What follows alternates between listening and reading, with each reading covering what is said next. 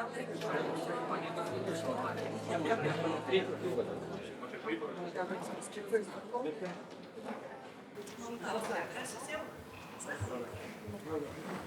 smagu matyti taip susirinkusią publiką.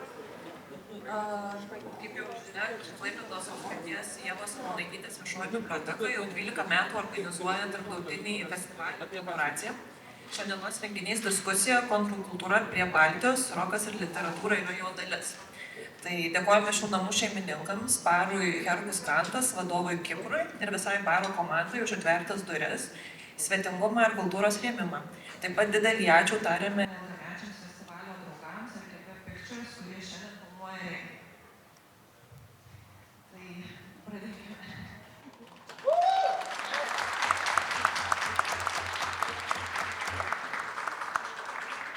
Kaip žinia, rokas vakaruose užgimė kartu su Beatlais ir The Rolling Stones, o vėliau ir kitomis grupėmis iš vakarų atėjusi Beatlemanija dar prieš 9 Lietuvoje pagimdė vienas pirmųjų roko grupių, tokių kaip Keptukai, Eglutės, Gintarėliai, Saulės laikrodis, Antanėliai ir kitas, kurios šmėžuodavo dažniausiai neilgai, o po kalantos įvykių dar labiau persekiotos, drautos ir visai spaustos galiausiai nutraukdavo savo veiklą. Su Gorbačiovo atėjimu į valdžią ir jo viešumo ir persitvarkymo politika siejamas tam tikras laisvėjimas, kuris buvo palankus vystytis atgimimo laikų rokui. Tuo metu kūrėsi pirmieji roko klubai, pirmieji didesni festivaliai, tokie kaip Lituanika, o vėliau per Lietuvą pražygiavo roko maršai, kurie dažnai ir pelnytai yra traktuojami kaip sąjūdžio placdarmai. Tai smagu matyti, kad diskusija apie roką mintimis ir savo patirtimis sutiko pasidalinti tikrai nemažas žmonių kiekis. Tai vienas iš psichodelinio folkloro pradininkų Lietuvoje, roko muzikos tyrėjas, publikavęs daugybę straipsnių, taip pat kultūros temomis, jau keletą metų labiausiai žinomas autorinė radijo laida Garso gėlės, pagal to paties pavadinimo novatorišką knygą išleistą prieš 10-metį. Taip pat yra vienas žymesnių eksperimentinės muzikos kūrėjų, kaip tandemo Avidija Devita dalis, tai Lukas Devita.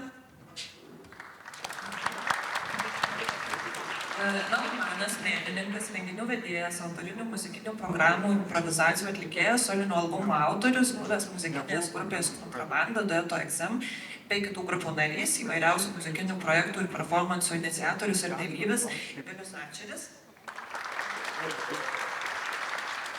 Na ir taip pat architektas, buvęs grupės Antis lyderis ir dainininkas, atgaivimo laikų roko atstovas, roko maršų iniciatorius, o dabar grupės Kantas narys, tai Algirdas Kaušpėdas. Kadangi diskusija yra apie roką, tai nenori kažkiek vis tiek iš tokios istorijos gausit iš manęs. Tai šiek tiek irgi vėl istorijos, roko muzika Lietuvą pasiekdavo per naktimis gaudamas Liuksemburgo arba Lenkijos radijo stotis, o įrašų būdavo galima gauti juodoje rinkoje, arba per filatelistus mainant pašto ženklus į plokšteles. Taip pat jau vėliau kasetės sklisdavo iš rankų į rankas, tačiau vieniems užtekdavo tiesiog klausytis roko, o kitus paveikdavo taip, kad kurdavosi į grupes. Tai mano klausimas yra ir toks prašymas pasidalinti diskusijos dalyvių, kokia buvo jūsų pirmoji pažintis su roku ir kas lėmė, kad pradėjote muzikuoti? Aš nuo savęs pasakysiu, tai nežinau, aš buvau kategoriškai tas, kuris yra Beatlų vaikas, tai yra brolio kaltė, žinoma, jos trims magnetofonas ir man buvo gal kokie 8-9 metai, aš atsikau pagal kažkokius tai užrašus darytus, tai buvo Animals, Pink Floyd, tai buvo Space, bet buvo Beatlai, tai aš esu tas, kuris išgirdo Beatlus ir suprato, kad pasaulis pasikeitė. Kitiem?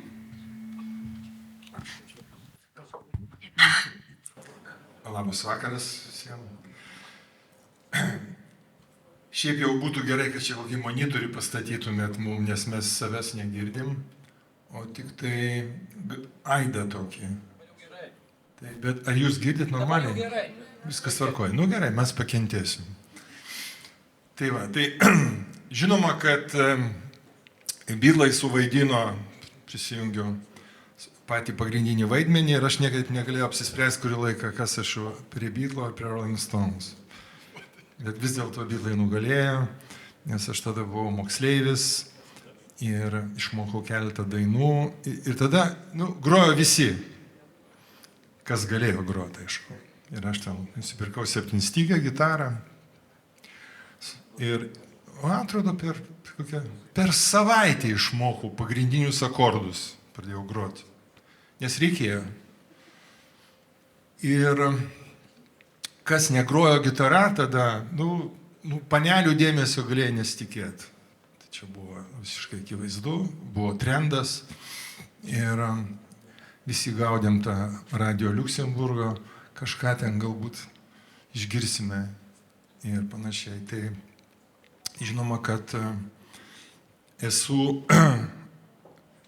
vakarų parsidavėlis nuo pat vaikystės. Labas vakaras, aš tik trumpai galiu gal papildyti apie Vilnių ir bendrai daugiau apie ne tiek savo asmeninę, kiek apie mūsų jaunimo muzikos erdvę jau 90-metyje, nuo 1980, kaip muziką mes klausėm ir kaip jinai pasiekdavo mus. Tai aš sakyčiau, buvo aišku puikus laikas, kad mes lyg vienu metu klausėm roko ištakas, praeitą muziką, viską aišku, kas paminėto nuo The Beatles, Rolling Stones ir ką pavykdavo gauti. The Who, įmantresnės tokias grupės mažiau žinomas. Bet to pačiu, nuo 1982-1983, ypač Lenkijos radijas, kuris Kaune, jie girdėjo trečią programą, mes girdėjom tą pirmą, bet ir tos užteko. Transliuodavo puikias programas kaip populiariausių dainų 10-tuką nuo 82 metų, 83-84, naujosios bangos buvo suklestėjimas. Britų ta nauja banga, daugiausia galbūt Lenkai nelabai traukdavo saulo muziką ir tą naują saulo ir bendrai gal amerikiečių šiek tiek mažiau, aišku, tie pagrindiniai, kas tuo metu buvo jau esminiai. Bet mes klausėm dvi bangas, seną roką ir naują, kuris buvo. Naują bangą, aš turiu minti nuo Human League, Ultravox. Tokie hits nebuvo gal top 10-ukose, bet vis tiek ta grupė jau atėjo, tos naujosios bangos įtakos buvo didžiulės. Ir mes tik užaugom ant dviejų roko muzikinių bangų, senos ir naujos. O plokštelės, kaip pasiekdavo mus, nežinau, Klaipėda, gal kaip uostamiestis, mes gal įsivaizduotume, kad čia turėtų ateitos plokštelės, kaip yra buvę, kad kai kuriuose miestuose buvusios Sovietų Sąjungos, kur uostai būdavo vieta, kur pirmiausia plokštelės atkeliauja iš jūreivių. Tai negaliu pasakyti apie Klaipėdą, ar tikrai taip galėtų būti, bet Vilniuje tai yra iki šiol vieta tokia Antakalnio rajono krašte, jinai gyvuoja turbūt 50 metų jau dabar, kur iki šiol galima atvykti sekmadienį ryte ir atrasti vietą entuziastų, tokių vyresnių už mus visus ir jaunesnių, kurie tas plokšteles turi, pristato ir mes jomis mainomės ir skleidžiam. Tai va, tik tiek.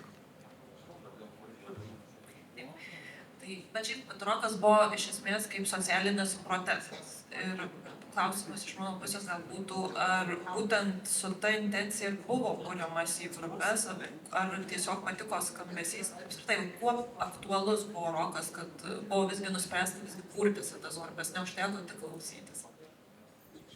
Aš manau, kad čia Algirdo kompetencijos. Suprantat, mes kalbam labai politkorektiškai visą laiką. Socialinis protestas. Nieko nebuvo, jokio socialinio protesto nebuvo. Buvo mada, kurie atėjo iš vakarų. Jeigu nori būti kietas, nori būti aktualus, nori būti šiuolaikiškas, tai grok roką. O tai buvo. Tik vėliau kažkada ten kažkaip tai jau atsirado ir tie tekstai kažkokie ir taip toliau. O kad protestas prieš tėvelius, kad aš noriu pasipriešinti ir kad aš ten kažkokiam autoritetam noriu pasipriešinti, tai čia yra paauglio psichologijos pagrindas. Visada tai buvo ir tai bus. Ir dabartiniai tėveliai nuo to kenčia. Ne vienas iš jų paauglius turi ir žino, kaip sunku su jais susikalbėti. Nes taip turi būti. Turi prieštarauti. Jaunoji karta turi versti autoritetus. Velniop. Tai žinoma, kad aš nenoriu per daug kalbėti, nes jeigu mes kaip visi trys atsakinėsim visus jūsų klausimus, kurių yra 50, tai čia nežinau, iki ryto kalbėsim. Bet, bet paprasčiausiai tai buvo gyvenimas. Mes gyvenam savo gyvenimą, mums tai patiko, mes elgiamės taip, kaip mums tada atrodė. Šitas sąžininkai nelabai dėl ko aš pasiūliau, aš niekada principė nesipriešinau, nes nuo pakankamai jauno amžiaus aš tiesiog nesuteikiu tam jokio konteksto, tiesiog tai buvo muzika, melodika ir tiesiog tu nesupratai sąžininkai, tam būdamas jau amžiuje nebesupratai, kad galima kažkaip kitaip. Viskas, tai yra muzika ir būtent vienintelis dalykas, kad tikrai tai buvo kietai. Ir man kietai, pavyzdžiui, buvo gal ne kažkoks tai pasipriešinimo kontekstas, kiek, tarkim, tu išgirsti Jimi Hendrixą. Klausyk, čia kietai, va čia kietai, ir aš nežinau tam. Tie patys Beatlai, pirmoji grupė, kurie atitraukė mane nuo Beatlų, ganėtinai vėlai, tai buvo Deep Purple. Machine Head albumas, kai jis sugrojo Lazy, klausyk, čia kietai, viskas. Roko muzika tai kietai. Bet ir užsimenat, kad labiau kaip paauglystės maištas, kad prieš, bet tarkim irgi, kad kažkiek laikai prieš tai kalbėjom, kad dažniausiai kaip ir žmonės, ir iš istorijos žinom, kad ten, tarkim, revoliucijas keldavo iki 30. Tai tarkim, ir ar būdavo, kad vien tik tai jaunimas būrėsi į tas roko grupės, ar ir vyresni, tarkim, jau virš 30. Visai buvo. Aš kai Antį sukūriau, man buvo 31. Tai va, tai. Taip, mes buvom auditorijoje, kurie, pavyzdžiui, pirmas koncertas Antės sporto rūmuose, mes prisiminėm, aš buvau paauglys, kuris buvo auditorijoje tuo metu, jie koncertavo, mums atrodė vyresni, kažko brandesni.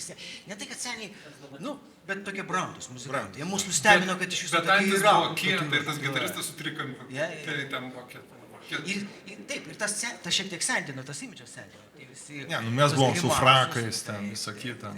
Taip. Bet Antis atsirado iš sovietinės nuobodybės. Mes buvome architektai, aš projektavau ligoninės, siaubas.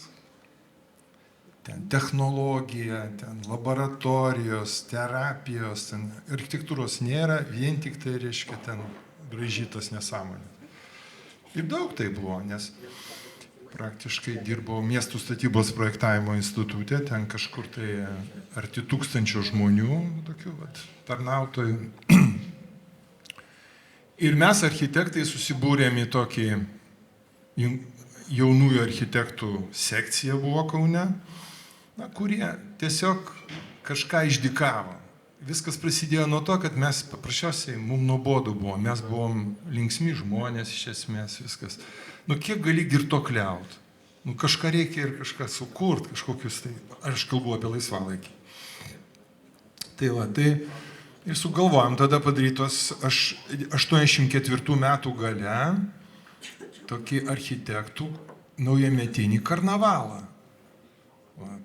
Kas yra vėlgi įprasta, visada naujus metus švęsdavo prie sovietų labai stipriai, nes kitų švenčių negalima buvo, tokių kalėdų ten ar kažko dar. Ir kilo tokia idėja padaryti punk-roko tokį, punk-roko ansamblį. Jeigu įdomu, dar papasakosiu, atėjo toks žinomas personažas Audrys Karalius, gal girdėjęs kam nors, jeigu architektų čia yra, jisai sako man, aš tada buvau, kaip tik kai išėjęs buvau iš mes projekto, jau atidirbęs ten vos ne 8 metus ir pradėjau dirbti architektų sąjungoje, tokiu organizatorium, reiškia, tų visų architektų renginių. Ir jis sako, mes norim tą punk-rock ansamblį naujiem metam padaryti. Sakau, nežinau. Nebent mane paimsite. Ir paėmė. Ir aš tada sakau, aš žinau vieną žmogų, kuris gitarą gerai groja, normaliai groja. Tai buvo Arūnas Blušius, tas su trikampiu. Tai mes su Arūnu po to ir išlikom toje antį, visi kiti ten, kurie ten pankai tik buvo, nemokėjo groti, jie visi ten kažkur išėjo po truputį. Šiaip, pakalbėkime ir apie patį muzikavimą, gal iš to tokio techninės pusės, kaip tokia istorija, kad iš esmės iki pat 80-mečio vidurio ten Sovietų Sąjungoje gitara buvo toks kaip ir prakeiktas instrumentas, ten būdavo galvojama, kad jie groja tik diletantai, tam padvorių chuliganai ir romai. Na ir grupės, kurios tuo metu susikurdavo, tai paprasčiausiai ir neturėdavo elementariai įrangos, tarkim, būdavo tos 7-stygės gitaros, taip pat kitas klausimas buvo, kai jau tiesiog girdi Beatlus, jie groja su elektriniam gitarom ir tiesiog ir nebuvo kur tokių gauti. Ir galbūt irgi toks klausimas būtų tiesiog kaip konstruodavo ties gitaras, iš ko ten turėdavot instrumentus, kaip visą tai atrodė tuo metu. Gal kiek galiu įterpti, kai man teko tiesiog tyrinėti jau, kaip mes rinko medžiagą knygai Lietuvos rokas ir vyresnės kartas jau kalbinom ir žiūrėjom. Ir bent kaip aš atsimenu nuo savo laikų, tai tikrai tų gitarų jau kaip ir buvo. Negali sakyti, kad nebuvo elektrinių gitarų. Ir dažnai, kiek aš susiduriu, yra kartais mitologizuojama ta visa jau situacija, kaip ten tas gitaras tik tai atrado, tik tai jau slapta, užsidarė tamsoj, šlifavo, pjaustė. Iš tikrųjų apie, kokius jau, sakykime, kalbant apie tą epochą naujusios bangos, 1983-1984 tų gitarų buvo elektrinių pirkti, jos buvo brangios labai. Bet kaip, mokyklos turėdavo nupirkę. Turėdavo aukštosios mokyklos, kaip jos vadinamos tuo metu buvo, pirkdavo instrumentus. Mūsų metada buvo 285 rubliai. Taip, rubliai. tai buvo žiauriai brangus instrumentas. Taip, tu asmeniškai, aišku, jaunuolis, koks nors jis taip negalėjo jokių būdų nusipirkti. Tu galėjai pirkti tą gitarą 6-stygius. Jis jau buvo tuo metu tikrai paplitę, buvo pakankamai, buvo keletą jų dydžių, buvo vaikiška tokia visai mažiukė gitara. Tokia aš rodau, kiek būtų nuo grindų buvo didesnės. Ir jas pirkdavo. Viena kainavo 6 rubliai tuo metu, 10 rublių ir 25 rubliai. Aišku, tai dideli pinigai buvo nemažai, bet nupirkdavo tėvai vaikams. Vaikai bandė groti, tos gitaros, aišku, aš turiu vieną išsaugęs. Aš negaliu patikėti, kad iš viso ten prispausti gali tas stygas, kaip tie vaikai spaudė tas stygas. Bet tai buvo vis tiek būreliai gitarų mokymosi rajonuose, kurie buvo iš tikrųjų labai neblogai išvystyti. Tas tikrai buvo geranoriškų mokytojų, kurie to darė, mokėsi. Čia, reiškia, aišku, stabdykit, kad neišsiplėsti, bet tai bent Vilniuje, aš atsimenu, kaip mūsų laikais buvo, jautėsi tas noras tų žmonių, kurie patys muzikos fanai, kurie mokytojai, skleisti tą mokymą, puoselėti tos vaikus ir šiaip taip, per tą visą vargą vaikai mokėsi. Aišku, ne roko muzikos, mokėsi šiaip groti gitarą, bet tų bazinių žinių labai reikėjo ir jos, jeigu kam nepavyko jų labai gerai gauti, tai mes po to tokie savo mokslai likom, kai kurie vijomės tas žinias ištisai, bet ta pradžia buvo. Ir grojama buvo mokyklo foje istorija susijęta su mokykla. Tai ta tokia infrastruktūra buvo, kad tai mokyklos ir aukštosios mokyklos turėjo instrumentus. Tai nebuvo viskas taip paprastai išsprendžiama vien to, kad jie turėjo, bet visgi tai buvo kelias į grojimą, į muzikavimą ir į koncertus. Ir aš linkęs manyti, kad gitara, akcentai sudėti būtent į gitarą, tai yra gal paprasčiausias būdas prisitraukti, tarkim, roką į namus, nes jeigu tu mėgsti groti būgnais, arfa arba bosinę gitarą, pas tave šansų išvis nėra, tai tu turi kažkur tai jau kaip minimum priklausyti. O čia tu dar gali kažką tai pakaulyti iš tėvų, jeigu ten būsi geras ir sėkmingas, už kokį 50 rublių akustinę. Ir dar nuėmėjai tokie parsidavinėjo už 9 rublius.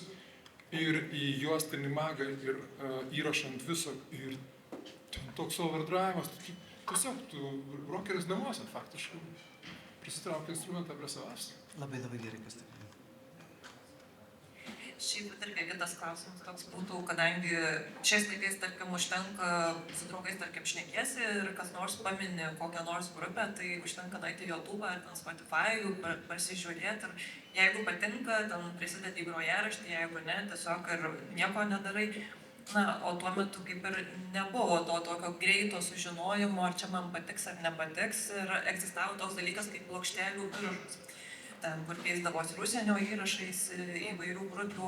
Ir tai vykdavo tokiuose kaip ir jaunimo susibūrimo vietose. Pavyzdžiui, Vilniuje buvo Brodas, Tai gal bet irgi, tarkim, papasakokit plačiau, kuo tai buvo aktualu, ką jūs iš esmės ir veikdavo ir kaip ten vykdavo gal tas procesas tų plokštelių keitimuose. Šiaip sostinė buvo labiau pažengusi, kaip nekeista, nors tikrai, pavyzdžiui, Klaipėdoj aš turėjau jūreivių adresus. Klausyk, tas jau grįžo, skambinė, viskas atvažiuok, pas mane bus. Kainos buvo ženkliai didesnės čia Klaipėdoje ir tiesiog, bet, nežinau, man neteko Klaipėdoje išeiti į kažkokią, aš žinojau konkrečius žmonės, kurie laikas nuo laiko gavo plokštelę. Ne joks ne vinilas buvo plokštelė ir buvo tai kas nors depolis, deniata, maldata, nesmė tiesiog. Faktiškai tu tiesiog gauni ir jei tai nors kiek įmanoma įklausyti, tu išklausydavai nuo A iki Z. Ir man, pavyzdžiui, kas patinka faktiškai, kad dalinai mūsų karta vyresnė, gal sakyti, labiau pažinę muziką. Jeigu man kažkas nepatinka, aš žinau kodėl, aš galiu argumentuoti. Faktiškai dabar yra vis tiek tiktokinė generacija, tu mane sudomini per 20 sekundžių. Viskas, neįdomu. Ir tas sąlyginis deficitas, nežinau, visaip sužaidė. Šiaip aš noriu tokį papasakoti dalyką, kad galima buvo nusipirkti ir plokštelę. Plokštelės kainavo nuo 50 rublių iki 100 maždaug. Tai dabar, kad jūs suvoktumėt, ką tai reiškia, tai yra labai paprastas skaičiavimas. Dabar vidutinis atlyginimas yra 1350 į rankas, aš žiūrėjau statistiką, į rankas Lietuvoje. O tais laikais buvo vidutinis 140-150 rublių į rankas. Tai vadinasi 1:10. Tai įsivaizduokit, plokštelė kainuoja nuo 500 eurų iki 1000 dabartiniais pinigais. Jūs pirktumėt kas nors tokią plokštelę? O mes pirkom. Ir tai visai realiai? Realiai tu pirkai? Lygiai taip pat kainavo džinsai. Irgi nuo 50 iki 100 rublių. Ten Levi Strauss geresni, tai jau į link 100 ėjo. Ir žinoma, kad retas, kuris galėjo sau leisti džinsus turėti. Galėjai giminingas sielą pamatyti pagal maišelį. Vienas žmogus ir nešasi maišelį ir jis yra ten viduj plokštelė. Ten tikrai viduj plokštelė ir labai norisi su tom žmogum kaip nors pradėti šnekėti. Ten plokštelė. Aš ir galima trumpai labai prie Viliaus tos minties, kaip mes klausimės. Aišku, vien dėl to, kaip galima pasakyti, gal Vilniui mes šiek tiek kartais ir pigiau gaudavom negu čia jūsų pavyzdžiai, jau tais laikais, nuo 85 metų, jau aš šiek tiek vėliau, pigesnės kai kurios plokštelės įsigydavom, bet reikalas tas, kad vienas dalykas, aišku, kaip mes klausydavom, kaip mes išklausydavom viską ir kiek kartų, turėdami 2-3 plokštelės, tu jas atmintinai išmokdavai, būdamas ne muzikantų, ar ne muzikantų neturi reikšmės. Visiškai ne muzikalų žmonės, jie galėjo to papasakot, kaip tas kūrinys vystosi, nes jie atsimena, jie įsiminė, žodžiu, nieko, be jokių pagrindų. Kitas dalykas, kai tu negali, kai dabar tu klausai, tu pasirenki ir tas bendrai playlistų Spotify klausimas, bendrai bet kokių playlistų klausimas, jis yra toks, kad yra prametami kūriniai, prametami. Jeigu aš neįsiklausau, aš jį pramečiu, nėra tos tokios albumo sampratos. Albumą aš galiu išskirstyti, aš galiu playlistą pasidaryti iš 2-3 albumų. Tarp kito, kodingo albumai? Taip. Tai, tas numušė albumus, čia muzikologai apie tai kalba. Bet tas dalykas, kad kai tu negali taip lengvai išsirinkti pagal savo dabartinį supratimą, kaip tu tą muziką suvoki, kokiam lygiai, kaip tu ją absorbuoji, kai tu gauni kažką sudėtingo, aš atsimenu, ir man kai vyresni dar sakydavo, va čia yra super, va šitą turi išklausyti. Ir aš susidedu ir ten, man ten per ausis rėžia, tiesiog tau visas kailis pasišiaušia, bet tu klausai, nes čia reikalinga, čia super. Ir tu imi pažinti muziką, kuriai tai buvai nepasiruošęs. Jinai pranoko tavo tą supratimą ir tam išnešė į kitą lygį visai. Tai tas dalykas buvo labai geras, kad kai tu negalėjai pasirinkti, tu kartais gaudavai geriausią, ką tu gali. Tave tas ugdė, tave mostelėjo į kitą lygį visai. Plius buvo paralelinė realija, kaip kažkokie tai susibūrimų vietos Klaipėdoje, tarkim, Tatabaris, aš nežinau, Vilniui dar kažkas ten. Vilniui Antakalnis, ką aš minėjau. Ar ne kažkokios tai vietos, faktiškai tu pabandyk ateiti tą vietą, nežinant, tarkim, kažkokio tai albumo arba tai knygas, tai nežinau, Steppenwolf, kaip palauk. ilgai negyvensi šitoje vietoje. Tai aš irgi...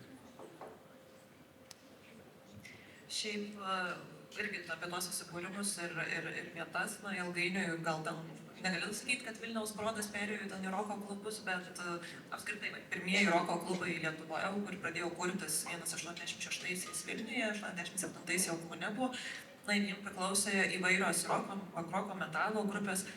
Tai tiesiog irgi klausimas, kuo jie buvo naudingi apskritai ir tam visam Lietuvos roko vystymuisi ir kuo prisidėjo prie geresnio rokerių gyvenimo.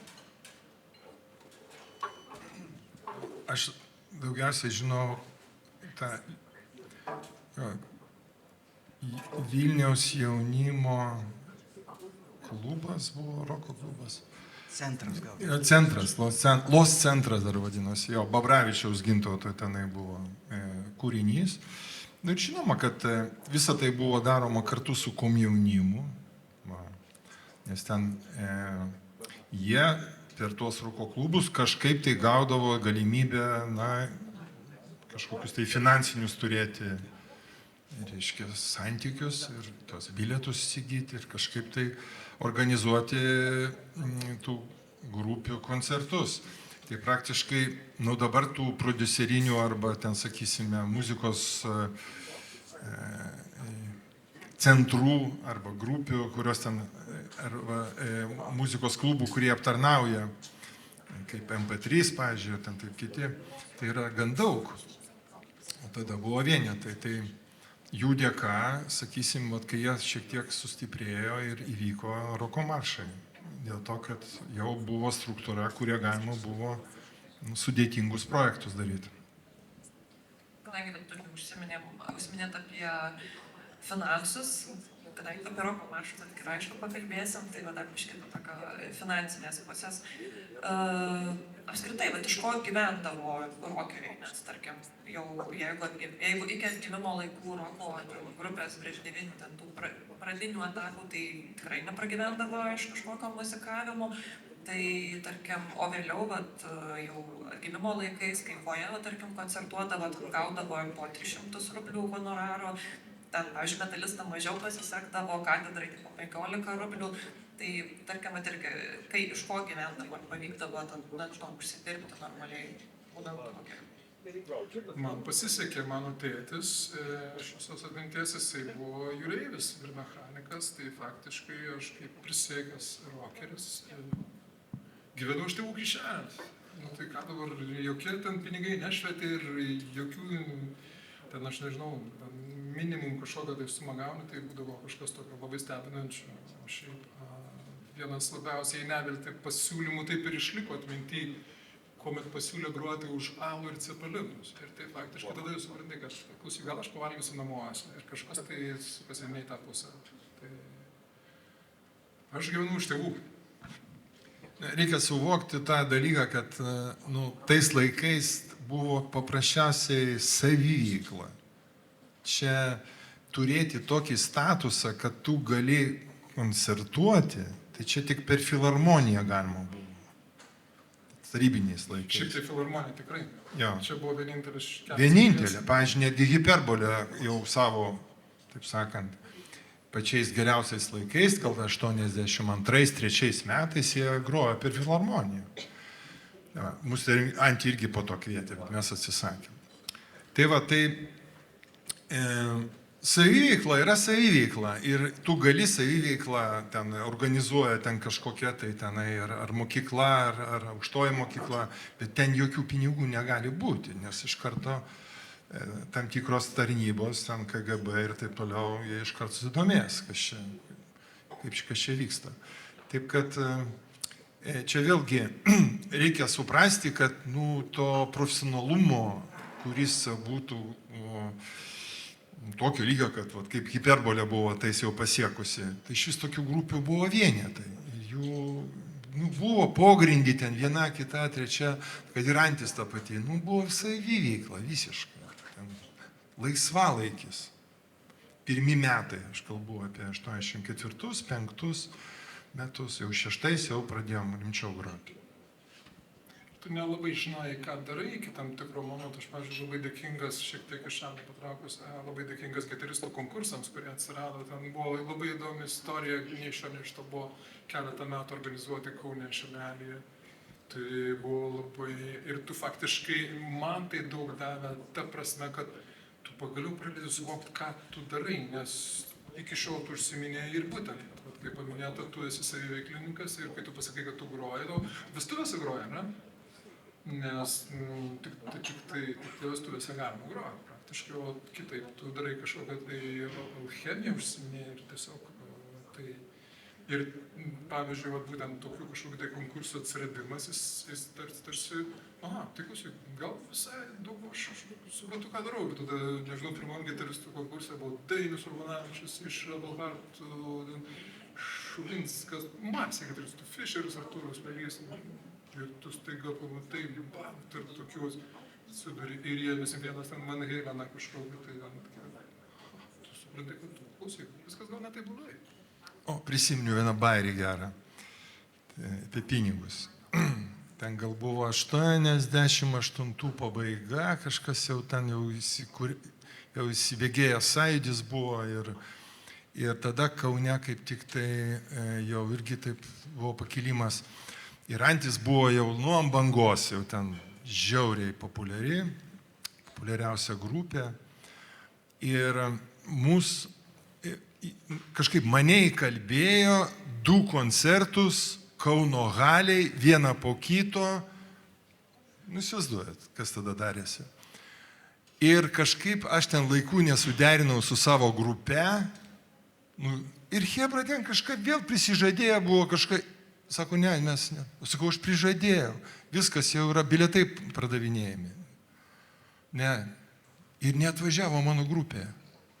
Aš likau vienas ir su garso operatorium tik tai, toks buvo, Urbanas. Ką daryti?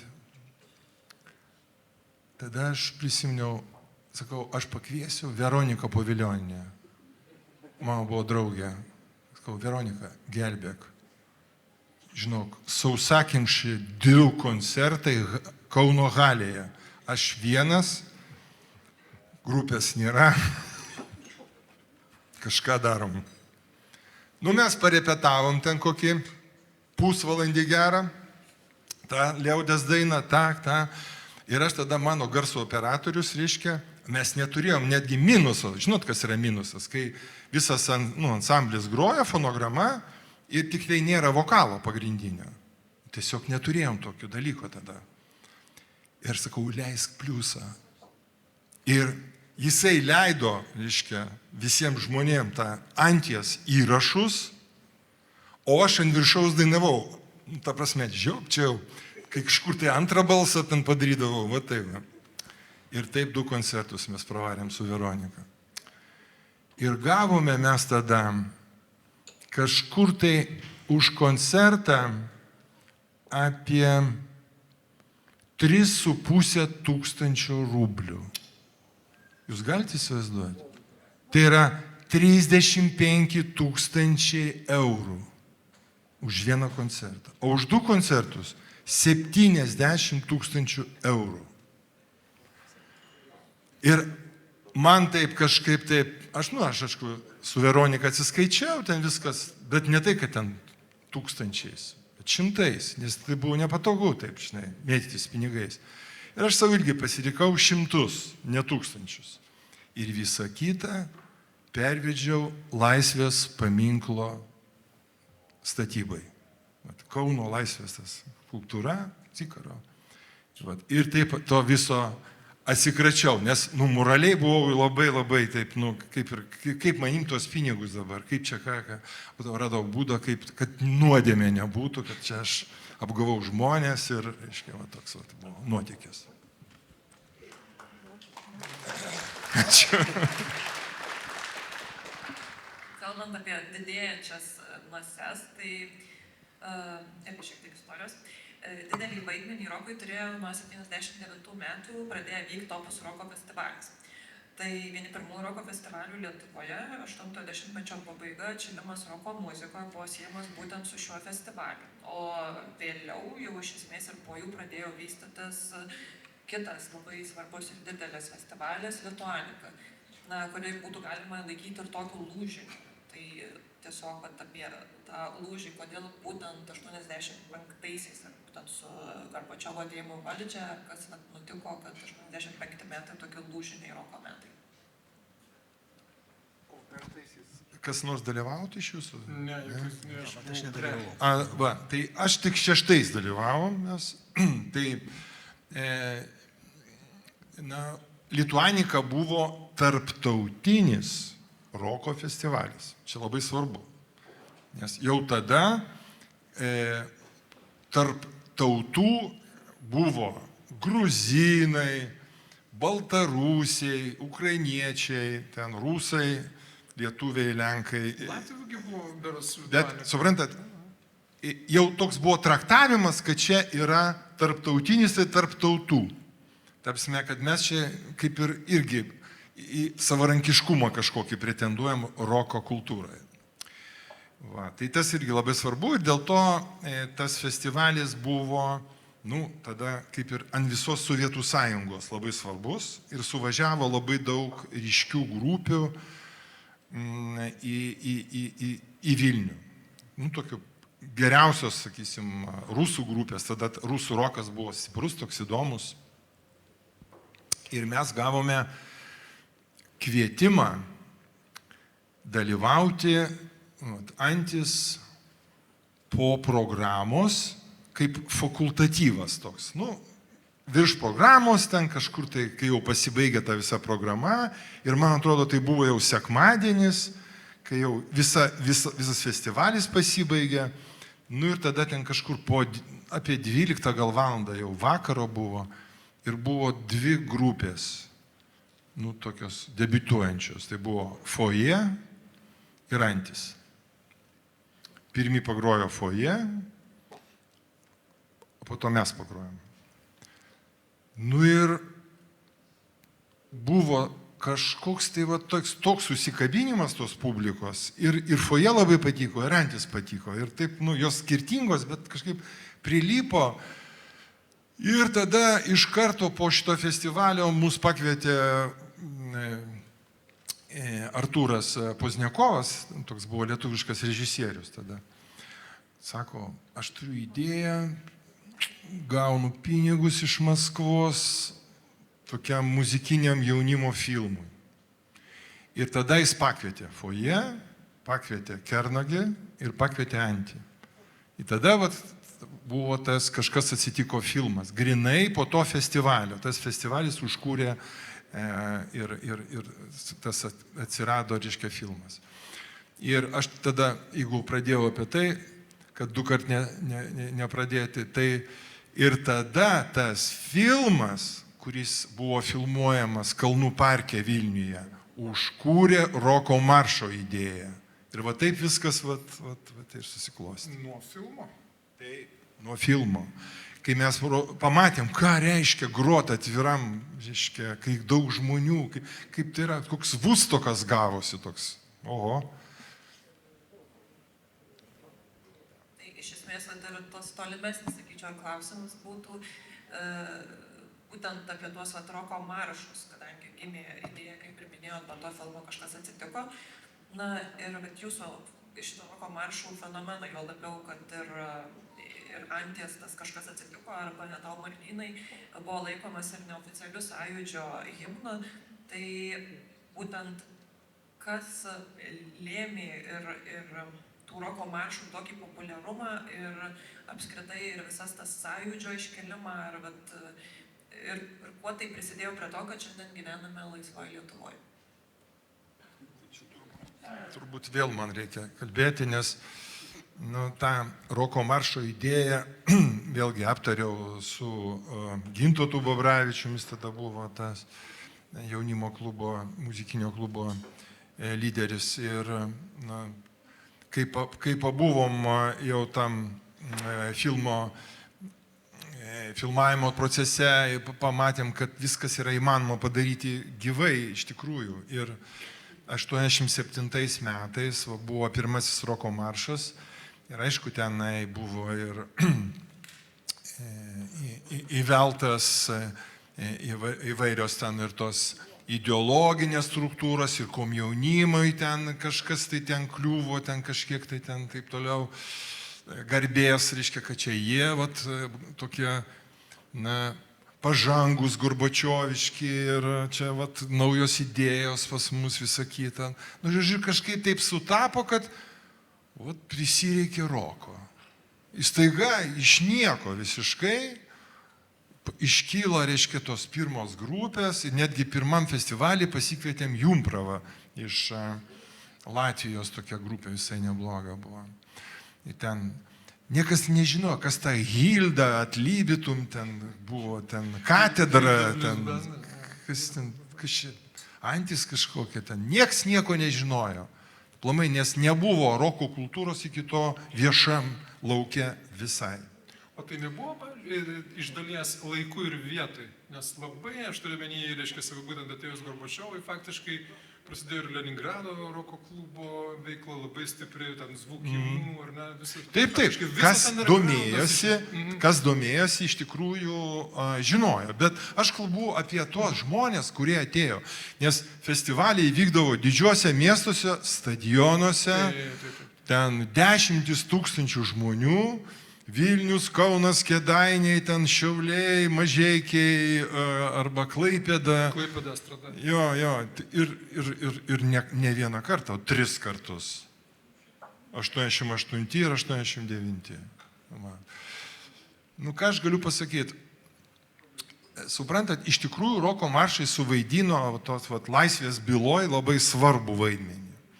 Mes patys nežinom, kaip taip atsitiko, bet mes jautėm tą atsakomybę ant savo pečių, kad mes turime, drąsinti žmonės būti laisvais. Tai kaip būti laisvais? Tai ploti, rėkti, ten kažkaip pritarti, kažkaip, pasijaust laisvų piliečių, žinai. Nors šitoj vietoj, jo. Kažkaip tai tokie visi iš to sąstingio išeis, bent tiek.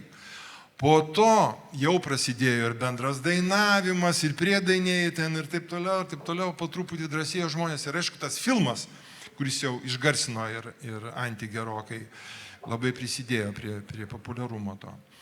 Ir žinoma, kad jau 88 metais antrasis roko maršas, jau jisai buvo apie sąjūdį. Jau važiavo Arvydas Juozaitis su mumis ir mes ten jau sakydavom, jau Juozaitis išdrįso Kaune pasakyti, čia daugiau nebus okupantų batų šitoj šaly.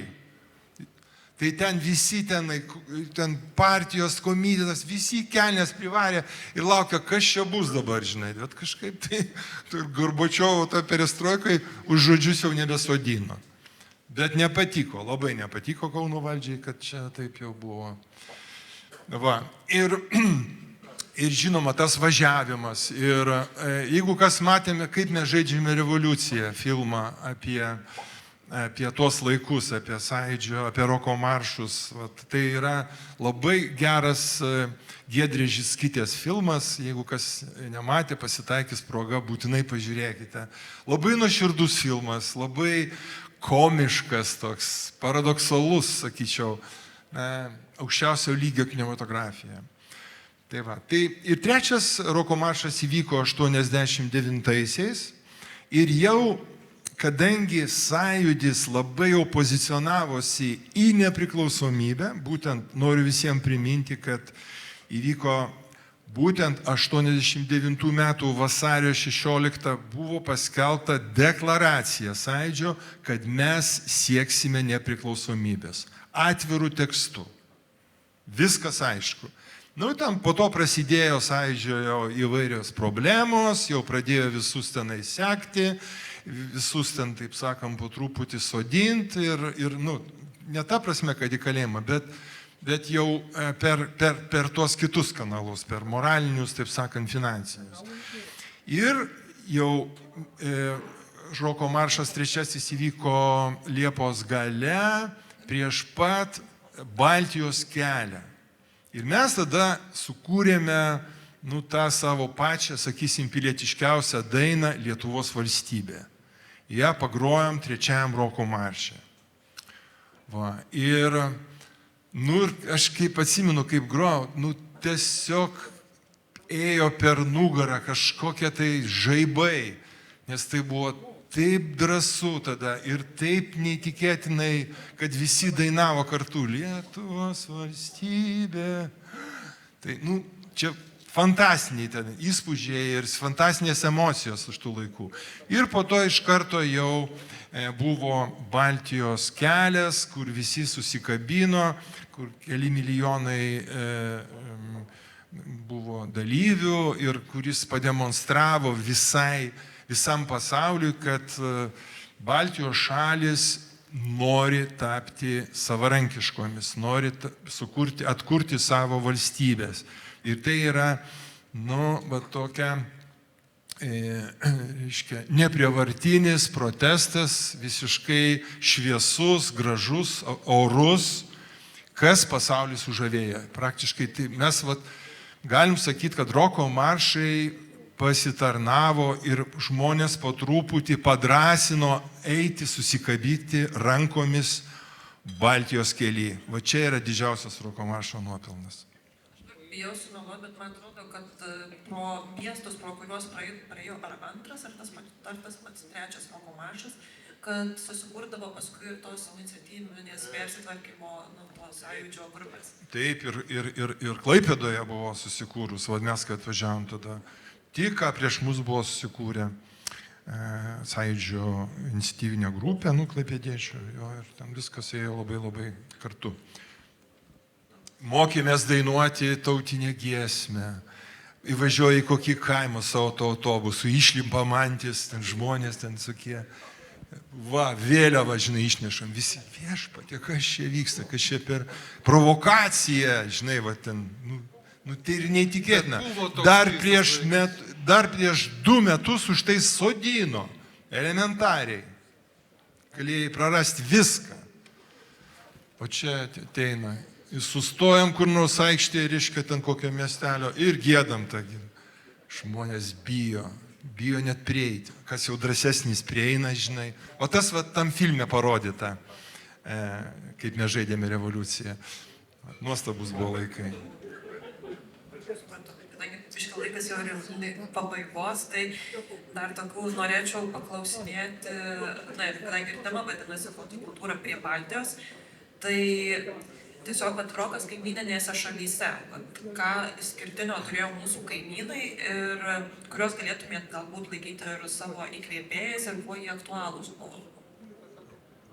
Tai gal tik truputėlį galiu pasakyti, kad mes klausėmės Kaune, tai būtų dar atskira istorija, ką gal labiau pasakytų, bet Lenkų radijo pirmosios programos, bet tai buvo naujosios bangos muzikos šaltinis, aš turiu minti 80 laikų muziką. Ir visos kitos, aišku, radijos, bet Lenkija būtų kaip informacinis toks mūsų atraminis punktas iš tikrųjų. Ir Lenkų grupės, kurios koncertavo, tai dar anksčiau, kur jau aš negalėjau dalyvauti niekur ir jau po to net iš tikrųjų 89 metais, man atrodo, jie atvežė roko operą Jesus Christ Superstar, Lenkai patys. Ir jie lenkiškai dainavo. Tas buvo, aišku, man labai neįprasta, bet jie labai techniškai buvo pastatę, tai sporto rūmose buvo toks dalykas, kas irgi buvo vis tiek tam laikam wow. Tai daugiau aš galėčiau sakyti bent mums, tai buvo Lenkija labai tokia šalis kaip pavyzdinė, atraminė, kaip jau ten laisviau, ten vyksta roko festivaliai nuo seno ir tuo metu, bet, pavyzdžiui, 90-mečio Lenkų roko muzikos scena buvo ypatingai stipri, ypatingai. Vėliau jie atvažiuodavo čia koncertuoti, jie nebuvo labai populiarūs čia visgi, net ir Vilniuje labai, taip nebuvo daug tų koncertų, bet visgi su Lenkija išliko ryšys. Su kitom šalimis, kai ką žinojom, Magnetic Band, čia buvom prisiminę, tokia Latvių grupė, kuri koncertavo Vilniuje jau dar anksčiau, tai iš tų mūsų kaimyninių šalių.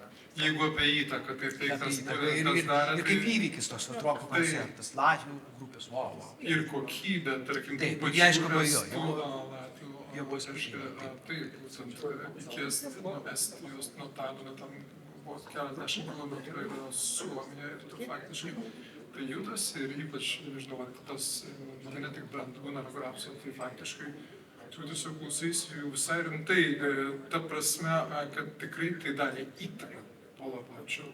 Ir čia visai šalia pas mus.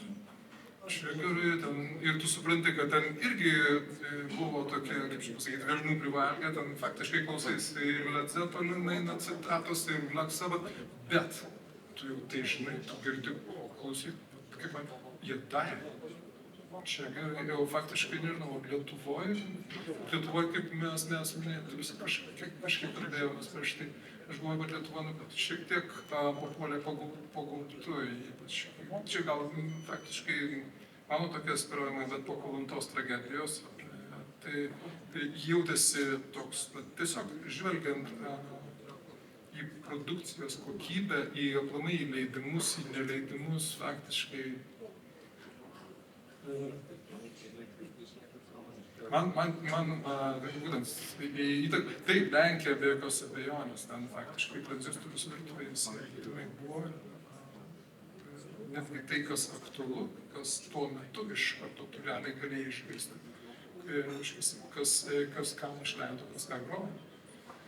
Man mažiau sekėsi, nes Klaipėda, Čiuostas labai stipriai dirbo tos vadinamos glušilkės. Tai faktiškai nelabai ką gaudavo pagauti čia. Ar jūs kažką pridėt? Lenkija. Aš atsimenu, gal kokiais buvo 67 metais į Lietuvos filharmonijos salę grojo červonai gitarai. Gal atsimenu tokį. Buvo Krajevskis toks, Andžai. Pasidorino ir jisai su dvigrifiu. Jo, tai aš buvau gal ten, nežinau, gal 15 metų. Panašiai, 14. Man padarė milžinišką įspūdį, kaip kažkas tokio, dievai nusileido, žodžiu. Tam paaugliai, reiškia, tokia buvo. Ir žinoma, tai Lietos radijum ten po to, reiškia, Liuksemburgo radijas, visą laiką klausėm, kas ten, ką transliuoja. Tai žinoma, taip. Čia galima priminti, kad Lenkijoje koncertavo The Rolling Stones, patys koncertavę yra Lenkijoje. Jie dar su Brian Jones'u matė. Su Brian Jones'u, taip, ankstyvų metų. Tai kiek, kad suprasti, kiek Lenkai buvo atviresni visgi ir kokia tai buvo visai šalia, bet visiškai kito lygio šalis. Mes žinom, kad Rollingai koncertavo toj šaly, nors čia taip netoli, ar ne? Džiazas, koks Kšištofas. O džiazas, tas buvo įtaka. Rokas tiek labiau yra toks kaip ir socialinis protestas ir, sakoma, jeigu nėra socialinių užtaiso, tai visa roko muzikos jėga ir dingsta. Ir, tarkim, daug kas galvoja, kad rokas savo misiją įvykdė Lietuvoje atgavus nepriklausomybę, kadangi neliko prieš ką protestuoti, į tą vietą jau iškilo populiarioji muzika. Na ir tie patys roko maršai vykę jau nepriklausomoje Lietuvoje, nebebuvo persmelkti sąjūdžio idėjų. Tai tiesiog man irgi kaip atrodo, kiek rokas aktualus, įdomus šiais laikais ir kokia galėtų būti jo tolimesnė ateitis. Tai rokas miręs yra seniai jau. Ir kaip praktiškai džiazas yra beveik miręs. Tai matot, kaip yra. Čia labai toks klausimas labai platus. Aplamai, ar menas dar gyvas? Ar menas dar kažką gali padaryti pokyčius mūsų gyvenime? Čia labai platus klausimas. O iš esmės menas dabar yra grinai tokio, paslaugos, reiškia, lygmenį. Ir visa muzika yra paslaugos lygmenį. Kokia tai paslauga? Pramoginė paslauga. Einam, pašoksim, ten patrypsim. Niekas nesprendžia dabar egzistencinių problemų nuėjęs į koncertą. Taip, kaip buvo roko maršo laikais. Come on. Tai dabar visai kitas pasaulis ir kartais gaila, žinoma, kad gal mes dar prieisim, gal tas virsmas įvyks. Dabar visi verkia, kad nėra lyderių, nėra idėjų, nėra kažkokių tai naujų, kažkokių tai vizijų į ateitį. Kodėl jų nėra? Todėl, kad mes gerai gyvenam ir mums jų nereikia. Mes džiaugiamės tuo, ką turim, nenorim to prarasti. Paprasčiausiai, mums dabar gerai. Ir visi tie vizionieriai, mums tokie, mes labai tų vizionierių netgi bijome. Kad nedaug dievė ne ten kažką tai. Ir visi, kurie yra nepakankamai konservatyvūs, nepakankamai konstruktyvūs, per daug populistiški, mums yra įtartini, nes jų nepriimam. Taip yra ir su menais visais. Jeigu ten, sakysim, tu dirbi, esi grafikas ir ten, kad ir vandens, reiškia, dizaino buteliuką darai ten, ar ten kažkur tai užrašus gražius uždedi, arba ten kažką sumontuoji, kažkokį videoklipą padarai, taip toliau. Tai yra paslaugos. Taip, menas dabar tose paslaugose ir yra ten. Bet prisiminkime, koks menas buvo prie Sovietų sąjungos, prie Sovietų, ne? Tai buvo ideologinis ginklas. Būtent menininkai visi valgė iš Sovietų sistemos rankos.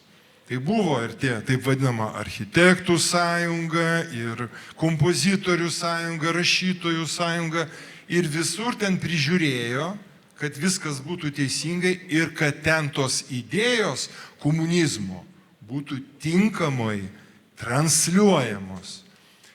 Kas buvo pats, taip sakant, respektabiliausias, pats labiausiai prestižiškas menininkas, aišku, skulptorius, nes jis darydavo Leninus, reiškia tuos visus stabus ten taip toliau, prantat? Ir tai, ką tu, Jakubonis ten, kokie, reiškia, buvo tada skulptoriai, kokie vardai, kokie vitražai galų gale, kokios freskos ir kokia tapyba buvo, reiškia, oho. Kas dabar? Nieko nebėra. Smulkmė, mažiukai kažkokie, nieko nėra. Tai va, tai mes turime suprasti, kad pasaulis pasikeitė, mes gyvenam demokratiniai šaly, kur koks skirtumas, tu esi tenai koks nors odontologas, ar grafikų dizaineris, ar ten muzikantas. Visi žmonės, kurie savo paslaugas teikia. Patinka man ta pop, ten, sakysim, Jessica Shai. Gerai, aš einu į jos koncertą ir ten šokinėjau. Nepatinka, neinu, viskas. Dabar viskas kitoks pasaulis. Nėra dabar ideologizuota nieko. Aš jau per daug kalbu, bet visa ta ideologija, viskas nuo krikščionybės laikų eina. Kodėl menininkai buvo tokie svarbus būtent viduramžiais? Todėl, kad jie vaizdavo Kristaus gyvenimą. Jie pieždavo ikonas, jie statydavo bažnyčias. Jie žmonėms, kurie buvo neraštingi, per tos paveikslus, per savo meną, pateikdavo tą visą žinią apie Dievą. Prantat? Jie vykdė labai svarbią propagandinę veiklą. Taip. Lygiai taip pat prie sovietų ta propaganda. Dabar menas jokios propagandinės veiklos nevykdo, dėl to jis ir nelabai reikalingas. Taip šiandien. Iš muzikinės perspektyvos aš linkęs kaltinti tokius pastebėjimus, tai yra formatų atsiradimo ciniškumą, ypač MTV. Tuomet, kai tu matai, kad faktiškai, kuomet man tikrai pasirodė, kad rokas baigėsi, tai tuomet atsirado MTV, formatas, 3 minutės ir tada jau tu tarsi ir groji tais instrumentais, tarsi ir roko grupės, tai faktiškai, bet tu matai, kad visa tai jau deformavosi taip, kad atgal kelio nėra.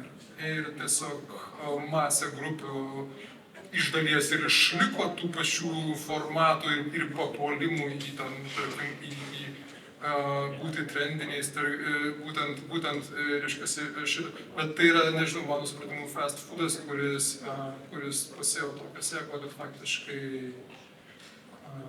nežinau, aš linkęs kaltinti tiesiog tą laikotarpį, ne tiek kaltinti, bet aš tiesiog pasižiūriu, kad visgi tik pasaulis yra ganėtinai ciniškas ir viskas. Gerai, buvo 70-ieji, tu reiškia, viskas, mes toliau, jeigu tu nori parsiduoti, tu papulk į, reiškia, tu įsitek į formatą.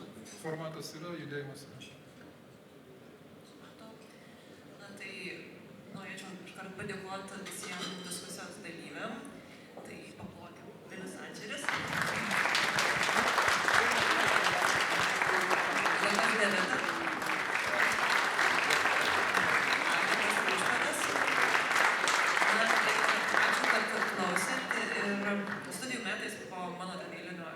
Pristatymo kažkurio darbo apie sunkią muziką įstrigo mano vieno dėstytojo išsakyta mintis, kad negalima visą paskaitą kalbėti apie ten roką, metalą ar punk-roką, neišgirdus jokio kūrinio. Tai ir mūsų diskusijos nesinori baigti vien tik pašnekesiu apie roką, jo neišgirdus. Ir esame parengę trumpą muzikinę aventūrą. Smagaus klausymo.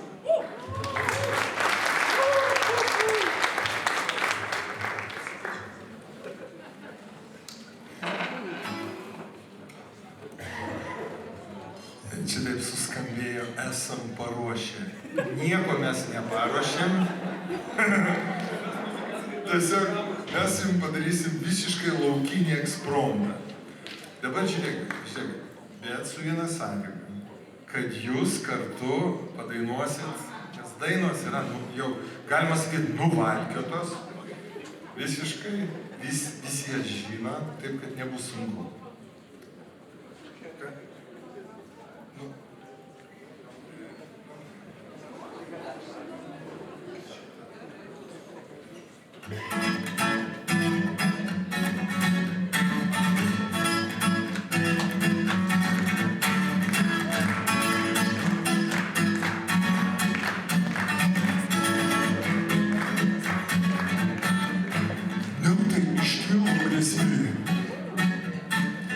Gandai aplink ateina zombiai, naktį nemiegu ir griebia nervas, grasina zombiai skaudžiai kas. Visi gyvenam kaip galima švariau, pikti kenkėjai guli tundroj. Paklausyk, kad girdi, zombiai atlieka atidunda.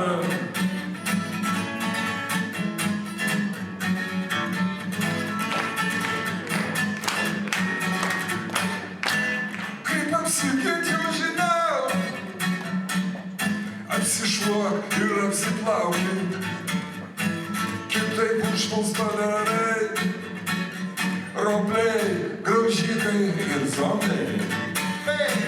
Gyvenk kaip galima švariau, pikti kenkėjai guli tundroj. Paklausyk, kad girdi, zombiai atlieka atidunda.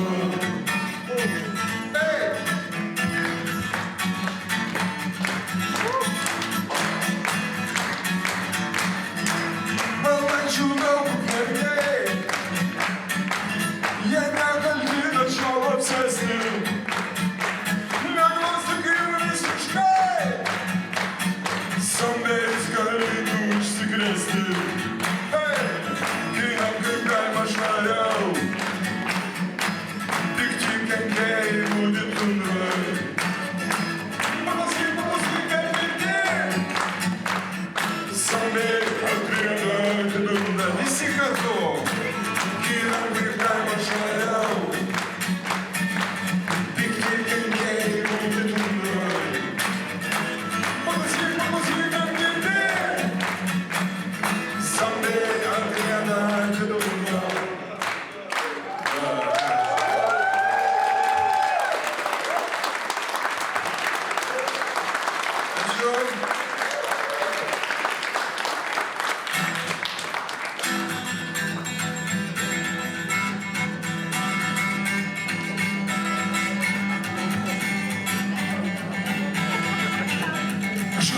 susitiko, mergaitė supyko, per vidurį kino paliko vaikiną. Vaikinas Martynas per vidurį kino, mergaitė prie durų statyti mėgina. Ha, ha. Ha, ha, ha, ha, ha. Ha, ha. Ha, ha, ha, ha. Kažkas atsitiko, vaikinas sutriko, pakišti negali, mergaitės panelės įtikti mėgino, vaišinoje vynu, tada atsiriko. Mergaitės sutriko, ten tau Martynai mėlynas dangus. Ir tau bernelį rožinis kelias. Ir vėl vienam teks grįžti į namus. Ieškok Martynai prastesnės panelės. Ne tau, Martynai, ne tau. Oi, ne tau.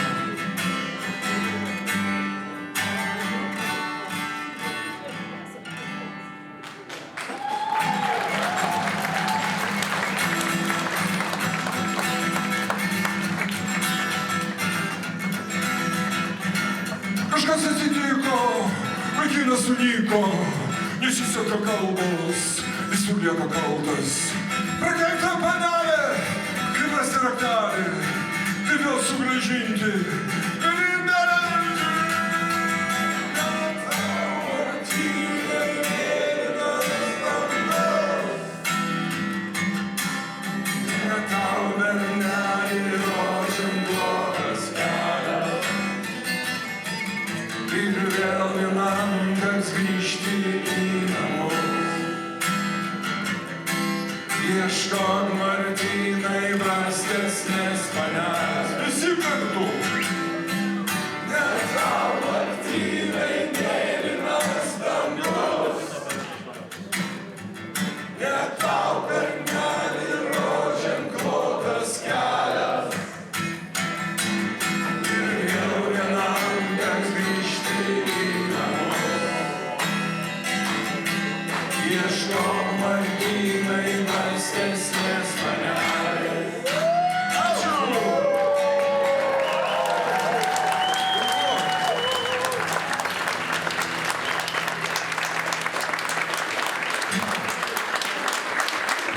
Ačiū labai. Nu, mes visada antis pabaigdavom koncertą, alyvų.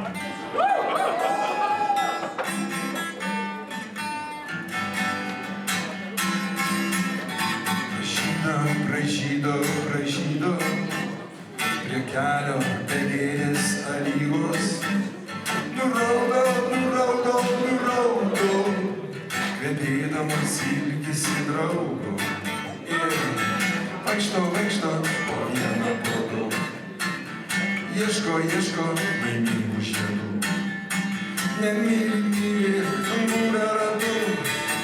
Laukia meilės kartu.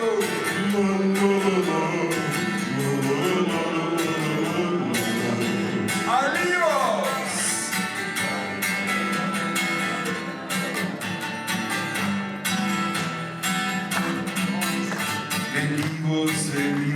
Vėlyvos, pavasarį tavo alyvos. Nespėjo žydėti, ruduo pirmo vaiko atėjo. Bet vaikšto po vieną podu. Ieško laimingų žiedų. Nemyli, būra ratu. Laukia meilės kartu.